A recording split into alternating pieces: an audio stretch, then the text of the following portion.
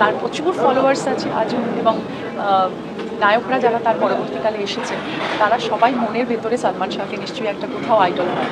তোদের মানে কতটা জনপ্রিয় ছিল সে, তো সালমান শাহ সম্পর্কে আপনার কোনো স্মৃতি থাকলে বা তার সাথে কথা হয়েছে কিনা কখনো, বা তার ব্যাপারে আপনার বক্তব্য? সালমান অ্যাকচুয়ালি আমার কাছে সবসময় মানে তাকে আমি গল্পে শুনেছি, তার সম্বন্ধে প্রচুর আলোচনা শুনেছি, তার সম্বন্ধে ম্যাগাজিনে পড়েছি, এবং আমার এখনও মনে আছে আমি যে বছর বোধহয় স্বামী কেন আসামি এখানে করতে এলাম, সেই বছর বা তার পরের বছর বোধহয় উনি চলে গেছিলেন, সামথিং লাইক দ্যাট।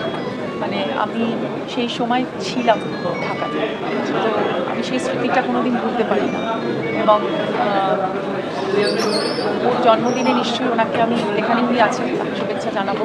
এবং সালমান শাহ এখানে একটা খুব বড় জায়গা তৈরি করে দিয়ে গেছিল, এবং সেটা আজও বোধহয় মানুষ এটা বয়ে বেড়াচ্ছে, এবং মানুষের মনে এখনও সে দীপ্ত এক নায়ক হিসেবেই আছে। তার জায়গায় কেউ দখল করতে পারে? অ্যাবসলিউটলি, মানে রোম্যান্টিক নায়কের যেই ডেফিনেশনটা আমার মনে হয় সালমান শাহ একটা মানে নিদর্শন, এবং আমি শ্রদ্ধা জানাই তাকে। এবং আমি মনে করি যে তার প্রচুর ফলোয়ার্স আছে আজও, এবং নায়করা যারা তার পরবর্তীকালে এসেছে তারা সবাই মনের ভেতরে সালমান শাহকে নিশ্চয়ই একটা কোথাও আইডল হয়। ভাই, আপনি